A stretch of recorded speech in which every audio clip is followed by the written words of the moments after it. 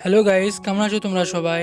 আজকে আমরা গোজোর চতুর্থ পর্বটি দেখতে চলেছি। এই বিষয়ের শুরুতে আমাদেরকে একটি জেল দেখানো হয়, যেখানে গোজোর অ্যাসিস্ট্যান্ট ইউজি, নোবারা ও সাকুরাকে দেখানো হয়। অ্যাসিস্ট্যান্ট বলে, আমাদের উইন্ডো সবার আগে ওই আত্মাটিকে দেখেছে। 90% মানুষকে এখান থেকে বের করার পরে এই এলাকা খালি করে, আর এলাকার 55 মিটার পর্যন্ত খালি করা হয়। ইউজি বলে, এই উইন্ডোটা কি জিনিস? উজি তখন বলে, যারা আত্মাদের দেখতে পায় কিন্তু জুজুৎসু জাদু এখনো শেখে নেয়। উজি বলে, টনি ব্লক হতে এখানে 5জন মানুষ ওই ডিমনটির সাথে রয়েছে, আর এটা ভালো মানের শক্তিশালী ডিমনও হতে পারে। ইউজি তখন বলে, ভালো মানের শক্তিশালী মানে কি? ইউজি বলে, যেটিকে হারানোর জন্য তুমি যদি অনেকগুলো বম ব্যবহার করতে পারো তাহলে হয়তোবা তুমি ওকে হারাতে পারো। ইউজি তখন বলে, তাহলে ওইটা অনেক বড় একটি বিপদ। সাকুরো তখন বলে, এসব মিশনে ওই সব ডিমনদের মতো শক্তিশালী জাদুকরকে যেতে হয়, যেমন গোজো। বলে, গোজো এখন অন্য কাজে ব্যস্ত। বলে, যদি তোমাদের সামনে প্রথম শ্রেণীর শক্তিশালী ডিমন আসে তাহলে সেখান থেকে চলে আসবে, না হলে মারা যাবে। আজকের কাজ হলো ওখানকার লোকদেরকে বাহির করে আনা। তখন সেখানে একটি মহিলাকে তাদাশি নামের একজনের কথা বলে। ওই মহিলার ছেলে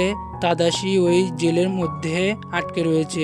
বলে, সাকুরো, নোবারা, চলো, তাদেরকে বাহির করে আনতে হবে। উজি তখন সেখানে একটি কবচ তৈরি করে, যেন সেখানকার মানুষ এখানে যা কিছু হবে তা দেখতে না পারে। সাকুরো বলে, ওর জাদু দিয়ে কুকুরটি তৈরি করে, যেন কোনো ডিমন আশেপাশে আসলে বলে দেয়। তারপর ওরা ভেতরে গেলে সেখানে অনেক বড় একটি বিল্ডিং দেখতে পারে, কিন্তু বিল্ডিংটি ছিল 2য় তলার। ডিমনটি এর শক্তি দিয়ে এই চোখের ভুলটি তৈরি করেছে। তখন সেখান থেকে ভেতরে আসার দরজাটিও হারিয়ে যায়। সাকুরো বলে, চিন্তা করো না, আমার কুকুরটি দরজা খুঁজে বের করবে। তারপর ওরা একটি খোলা জায়গা চলে আসে, আর সেখানে 3জন মৃত অবস্থায় দেখতে পায়। ইউজি তখন নাম দেখে বুঝতে পারে এটি ওই বাহিরের মহিলাটির ছেলে তাদাশি। ইউজি বলে, বাইরে নিয়ে আসার জন্য, কিন্তু সাকুরো বলে, মারা গেছে, ওকে নিয়ে গিয়ে লাভ নেই, আর ও একটি ক্রিমিনাল। তখন দুজন ঝগড়া লাগলে নোবারা বলে, তোমরা বাচ্চাদের মতো ঝগড়া করো না, আর দেখো তোমরা কেমন জায়গায় এসে ঝগড়া করতেছো। বলতেই নোবারা মাটির নিচে হারিয়ে যায়। সাকুরো বলে, পালাও এখান থেকে, কিন্তু পালানোর আগে সেখানে শক্তিশালী প্রথম পর্যায়ে ডিমন চলে আসে। তারা সেখান থেকে নড়তে পারছিল না। ইউজি তখন তার কাছে থাকা ছুরি দিয়ে ডিমনটিকে মারতে চাইলে ডিমনটি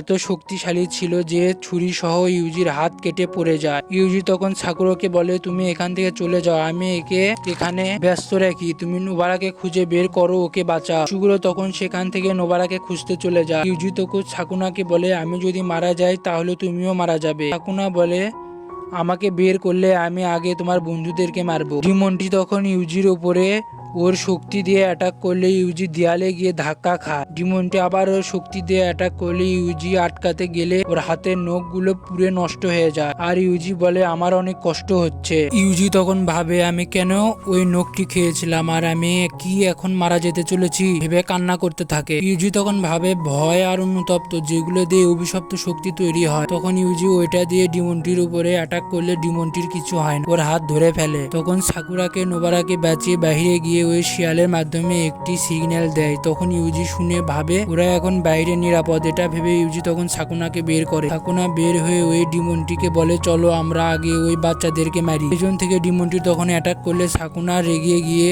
ওর উপরে অ্যাটাক করে। ডিমনটি পা ধরতে চাইলে ওর হাত কেটে নেয়। সিনটি তখন বাইরে দেখানো হয়। উজি নোবারাকে নিয়ে হাসপাতালে চলে যায়, আর উসুগুর ভেতরে তখন আমরা দেখতে পারি সাকুনা ইউজি হাত ঠিক করে দিয়েছে, আর সাকুনা ওর জাদু শক্তি ব্যবহার করে ডিমনকে দেয়ালে কেটে কেটে রেখে দিয়েছে। ডিমনটি আবার ওর হাত পা ঠিক করে নিতে সাকুনা ওকে টুকরো টুকরো করে ওর ভেতর থেকে আর একটি নখ বের করে নেয়, আর ইউজিকে বলে এখন বের হয়, কিন্তু ইউজি বের হতে পারছিল না। তখন সাকুনা একটি ভয়ানক হাসি দেয়। আর এখানে আমাদের পর্বটি শেষ। পরের পর্বটির জন্য সাথে থাকুন।